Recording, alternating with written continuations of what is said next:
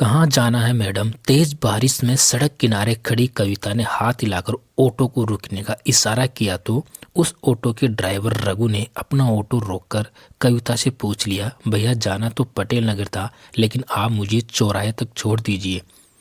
मैं आपको पटेल नगर तक छोड़ दूंगा मैडम। रघु ने कविता को निश्चित करना चाहा, लेकिन कविता ने उसे बताना जरूरी समझा, भैया मेरे पास किराया देने के लिए रुपये कम हैं, आप मुझे बस चौराहे तक ही छोड़ दीजिए।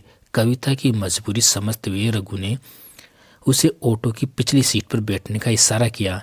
ठीक है मैडम। शाम का वक्त था और बारिश तेज हो रही थी, इसीलिए पूरी सड़क लगभग सुनसान थी। दिन भर व्यस्त रहने वाली सड़क पर इक्का दुक्का वाहन दौड़ते हुए नजर आ रहे थे। चौराहे पर पहुंचकर रघु ने अपना ऑटो सड़क के एक किनारे रोक दिया। बारिश हल्की हो चुकी थी, लेकिन अंधेरा होने लगा था।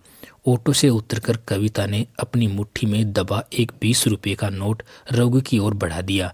किराया अपनी जेब में रखकर रघु अपना ऑटो स्टार्ट कर वहां से आगे बढ़ने ही वाला था कि अचानक उसकी नज़र सामने से आ रहे मोटरसाइकिल सवार दो जवान लड़कों पर पड़ी।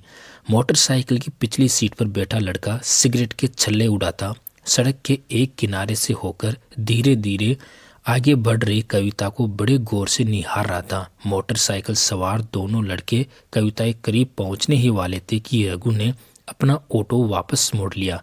मैडम आप ऑटो में बैठ जाइए, मैं आपको आपके घर तक छोड़ देता हूँ। अजनबी ऑटो ड्राइवर का नम्र निवेदन और सामने से आ रहे मन चले लड़कों की नीयत से आशंकित कविता किराए देने के लिए रुपये हाथ में ना होने के बावजूद भी बिना ज़्यादा सोच विचार किए फिर से रघु के ऑटो की पिछली सीट पर बैठ गई। रास्ते भर हल्की बारिश होती रही और कविता रघु को अपने घर का रास्ता अंगुलियों के इशारे से बता रही। लगभग 3 किलोमीटर की दूरी तय करने के बाद कविता अपने घर के दरवाजे पर पहुंच चुकी थी। रघु ने ऑटो रोक दिया। कविता के घर का दरवाजा खुला था। अपने घर के बाहर ऑटो रुकने की आवाज़ सुनकर भीतर से कविता की मां पुष्पा जी निकलकर लगभग दौड़ती हुई बाहर आई और बारिश की बूंदों की परवाह किए बिना ऑटो के बिल्कुल करीब आ पहुंची। ऑटो से उतर रही अपनी बिटिया कविता पर नज़र पड़ते ही पुष्पा जी अचानक भावुक हो उठी। बेटा मेरा मन बहुत घबरा रहा था, तेरा फ़ोन भी नहीं लग रहा था। माँ मेरे मोबाइल की बैटरी डिस्चार्ज हो गई थी, इसलिए मैं आपको फ़ोन नहीं कर पाई। इतनी बारिश में तू घर वापस कैसे लौटेगी, ये सोचकर मेरा मन घबरा रहा था बेटा, लेकिन भगवान ने मेरी सुन ली। भगवान को शुक्रिया अदा करती पुष्पा जी ने कॉलेज से काफ़ी देर से ही सही किंतु सकुशल घर लौटी बेटी को गले लगा लिया। अपनी माँ की चिंता बेखूबी समझती कविता ने मुस्कुराते हुए अपनी माँ पुष्पा जी को निश्चित करना चाहा। माँ आप सही कह रही हो, भगवान सबकी सुनता है, तभी तो उन्होंने इतनी बारिश में इन ऑटो वाले भैया को भेज दिया मुझे घर तक पहुंचाने के लिए, वरना घबरा तो मैं भी रही थी। आज तो मेरे पास ऑटो से यहाँ तक आने के लिए किराया भी नहीं था। अक्सर चौराहे से पैदल ही घर तक आने वाली कविता ने अपनी माँ को बताया तो कविता की माँ पुष्पा जी ने रघु के सामने हाथ जोड़ लिए।